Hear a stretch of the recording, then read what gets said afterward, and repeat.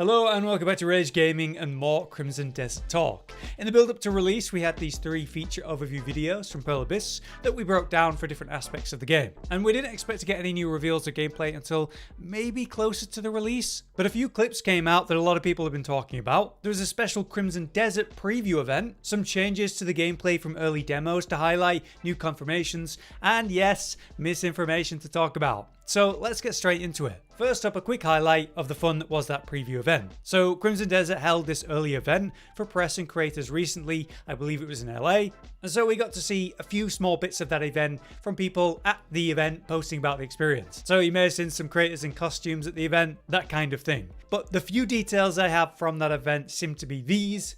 Those that took part were able to play roughly 6 hours of the game. And it's very likely that the footage will be somewhat restricted in some way. I doubt we're going to see the full 6 hours. In my experience with different events doing this, they usually make different restrictions like, oh, you can show these fights but not those fights, you can show that section but not that section, and other limits like the amount of footage you're allowed to show overall being restricted. But according to Solid FPS, a creator at the event, they're able to show their initial impressions when the event embargo lifts on March 4th. So at that time, it's very likely we're going to get a load of new information, a load of new gameplay, and we might just be back to break everything down when that happens, if that's when it happens. But at very least, there's been a creator event, there's new footage coming, and we'll see it when the embargo lifts.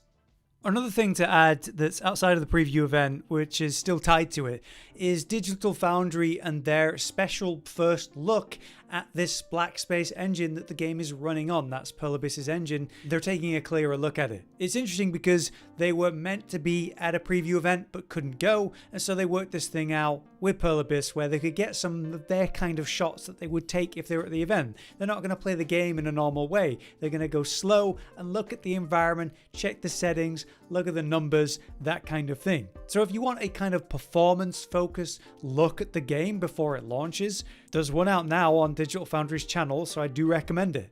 Overall, it does just show us areas and things we've already seen, just from a different angle, or more like a precise look at some of the physics, the weather, the way the water's moving. Less gameplay, more about the world and how it's running. But yeah, that is interesting, and the fact that they've been able to show that a little bit early is also interesting. So go check it out. Now, in regards to all clips that have just sort of sprung up and people are talking about this week, one aspect of the game that seems pretty incredible is the physics and the way you can interact with the enemies of the world with it. An early example we saw from JTXman, posted back in 2025, was the pole vaulting, where we can see this war banner here, as it were, being used to aim and attack and thrust at a target or use different combos. This appears to be kind of the spear weapon type that we've seen in more recent gameplay. In this old clip though, we see them slam it into a ground and then use it as a pogo stick, a movement option, giving you some vertical options to climb up with, maybe slam back down with, get higher up before doing a glide, that kind of thing. Pretty useful. But in the more recent gameplay, we see the spear type being used, special attacks like the multiple thrusts at once, or hey, a very familiar move we just looked at here, where Cliff slams the spear into the ground, but instead of like pogo sticking up, he does it so he can kind of drop kick this enemy with more force. So it'll be interesting to see how spear-based movement has evolved since that early version. Will we still be able to use it for movement? Or is it more based on like the length of the weapon we're holding? As maybe just a different like tool it has. Another more popular clip that was spread around a lot last week is this use of elements and how it can interact with the world with ice and water. So what they were doing was summoning elements and using it to interact with nature. In this case, they're using ice to collide with this water, the river, creating a kind of small physical object, an ice block that you can actually stand on. But these do have unique physics of their own. So as they stood on the edge of one of these, it toppled over, sending them straight into the water, which is pretty cool and mechanically impressive, but should limit how viable this concept is as using them for platforming. Maybe in some niche contexts though, maybe certain puzzles, maybe up in the abyss, they'll have us do this. This player also goes on to equip different kinds of arrows, so you've got a variety of options there in terms of ammo, but they use explosive arrows to decimate the ice and break them all apart in one shot. So this could be relevant as a mechanic in, say, an icy region where ice could be blocking your path and maybe you use an explosive arrow to break it. Or maybe we can use those explosive arrows to destroy the environment in different ways, as we'll talk about.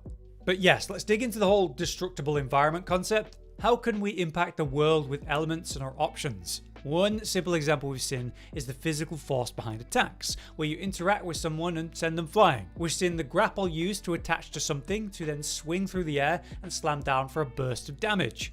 That force can apparently break terrain and environments too, like these barriers and boxes inside of a defended camp. We've also seen how that grapple can interact with the world in like a physical way, not just attaching to a wall and that's it, but pulling on a tree, causing it to bend towards you, which maybe in this context gives us more momentum for the fling. Other stuff is shown, like hidden areas existing with puzzles, secret rooms behind a bookshelf, that kind of fun thing. But simple concepts like breaking a barrier, like these weak wooden planks that were shot with an arrow, maybe you can just hit them, and then you can crawl into the room behind. Another example of destruction I saw was an early demo IGN put out, where they were doing this sort of siege on a fortress.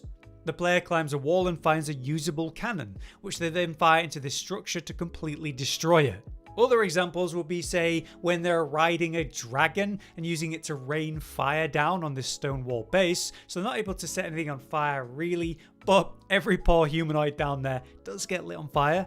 Another example is when this player uses, I think, an explosive arrow to fire into this tent, which dismantles the whole tent.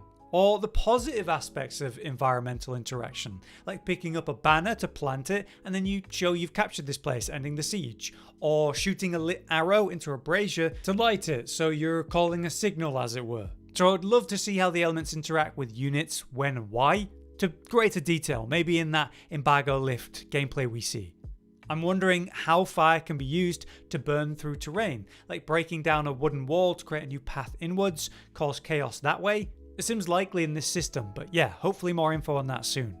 One feature I've not really seen much of is the ability to zoom in and really look at your character, right? We have seen in different footage people doing this, but this usually goes all the way in, like first person. From everything we've seen from playing this game, I really don't think first person is going to be a viable or good idea, but it is something that appears to be a mechanic and one you can dabble with, so it'll be interesting to see if that's possible during actual combat. One other thing I want to highlight that came up in earlier footage is the stamina system. I believe it was Will Powers that talked about different inspirations for Crimson Desert, and I believe one of the games referenced was Breath of the Wild. And yeah, there's a lot of aspects at play here that are comparable. But maybe the most on the nose thing was the stamina wheel system, how it's like a wheel that fills up and drains and even wraps around itself as you progress it, which is very much Breath of the Wild. We've seen it draining in many contexts, attacks, climbing, jumping, all kinds of stuff. But in recent gameplay, it does seem like it's not draining on certain attacks, such as your basic attacks and combos don't seem to drain stamina. We definitely see it drain on a special attack, special movement, things happen that drain stamina in combat. But why this is important is because it would greatly limit your ability to chain attacks and create combos, like limiting the player expression.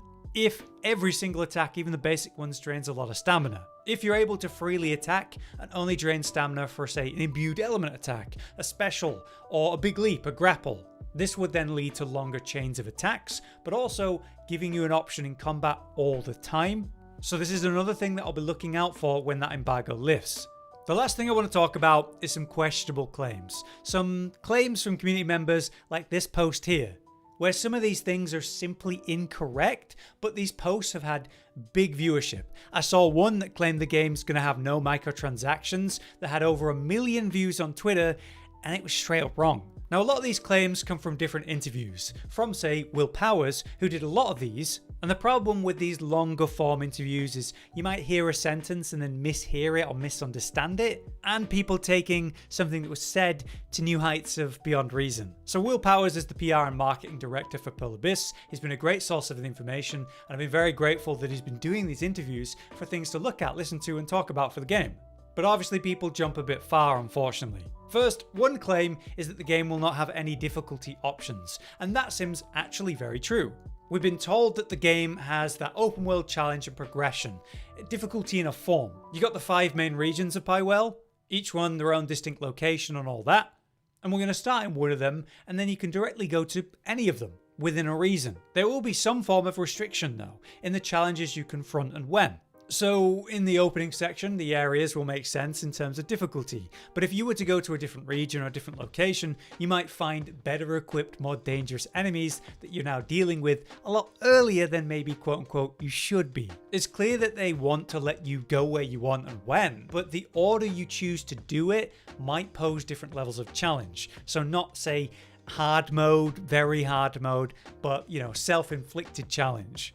Okay, so another big claim, like we just mentioned, is the game has no microtransactions of any kind, which to me is a very welcome concept, but it doesn't seem likely. Will Powers himself replied to a post about this, clarifying that what he specifically said is that there will be no microtransactions at the launch of the game. So at the start, we won't have them, but based on that wording, it seems extremely likely there will be microtransactions just in the future of the game. How, when, what, why, we don't know. But that's the situation. Here's another claim, that the game will be twice the size of Red Dead Redemption 2, and that you'll likely spend 5 times more time in Crimson Desert than you did in RDR2. Now at this point we are getting a bit silly with the claims. It was Luke Stevens, the guy who did the interview with Will Powers, where that information came from, who clarified. The quote was that the world is at least twice as big as the open world of Skyrim, and it's larger than the map of Red Dead Redemption 2, which is why I've been saying in videos that they claimed it's twice as big as Skyrim and larger than Red Dead, because that's what they said. The last claim here in this post is that you can choose from one of the 4 characters after a point of the game, which to me is completely new information, because what we've been shown and told multiple times is that there are 3 playable characters. You got Cliff, the main protagonist, the guy you play as during most of the main story sections, and then I'm sorry I'm going to mispronounce the names, Unka and Domain. We've seen during the UI of different gameplay sections, they're 3 names, and they're 3 separate skill trees as it were. And it's been said that you can play as the other 2 characters in basically all situations outside of key main story. So is there a secret 4th character not shown anywhere in the trailers or UI or anything? That will be news to me. But yeah, that's my recent news and just a breakdown of some of the recent claims being contested lately. People are obviously very excited for the potential of this game, but it's important to stick to what they've actually said and definitely try to avoid stretching it. Overhyping around this game is very relevant in the lead up to launch, so it's important to try to keep it reasonable. But anyway, I hope this video taught you something new about the game, or maybe just cleared something up for you. And it's very likely we'll be back on March 4th, if that is when the embargo lifts the event, to talk about everything new at that time. So until next time, I've been Hollow, you've been you, and thanks for watching.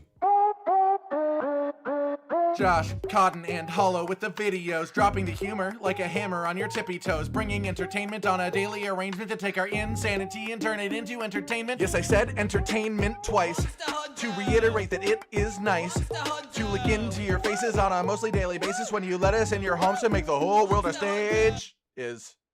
Goodbye.